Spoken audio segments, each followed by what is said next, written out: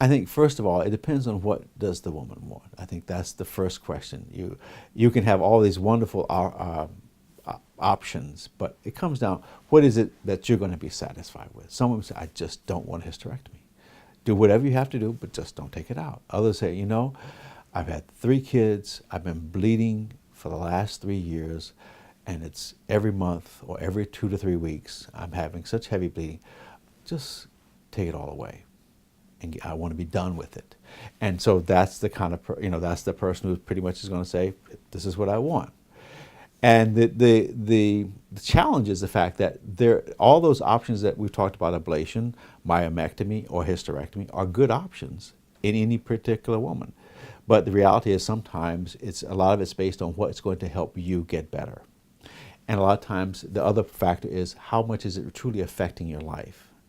And in general, what we can say with pretty good reassurance is that most women, and this has been studied, who go for the hysterectomy, yes, it's major surgery, but they tend to be better satisfied than any of the other options.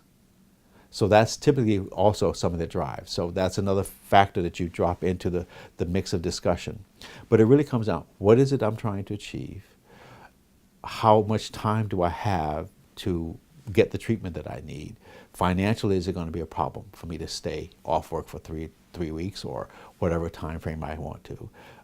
Or it could be just family responsibilities that I've got 3 kids and I can't be, off my feet for 2 weeks, so to speak. Not, you're really not off your feet, but I mean, say that I don't want to be in that recovery. So a lot of times those women will tend to opt for ablation. But the hysterectomy is really for the woman who's made a decision, I'm just done with having such heavy bleeding, or my pain is so bad, or my endometriosis is so horrible that I really can't function well. And that becomes a driving force. And then you decide based on her level of, I guess, what's the word I'm looking for? Level of comfort, whether or not she really wants a hysterectomy or not. Because in this setting, you're not really treating disease that is life-threatening. This is the fibroid is. You could take 30 to 40% of women have fibroids, and they go to their grave with them, and that's just it. So this is not an issue where we're dealing with disease like cancer. Or there are times when we do, but in most cases we're not. So it allows you to give the woman the options of what she's comfortable with.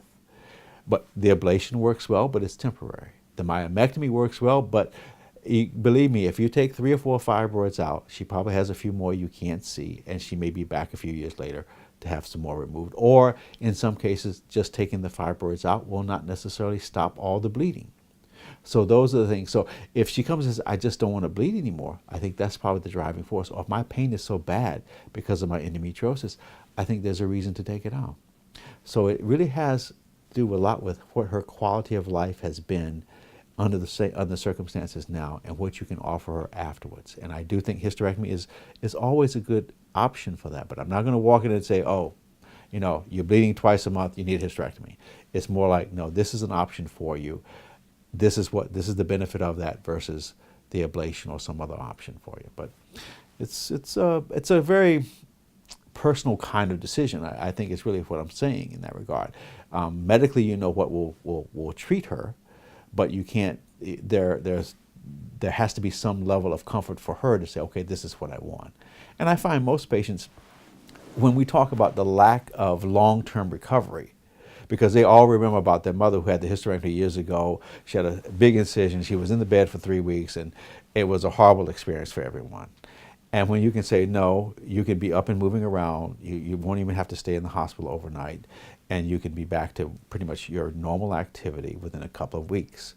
That changes the whole thought process of, oh, well, if I can get through this. And then when you are on top of that, say, and to be quite frank, most women are better satisfied in actually going through that process as long as they get through the recovery time.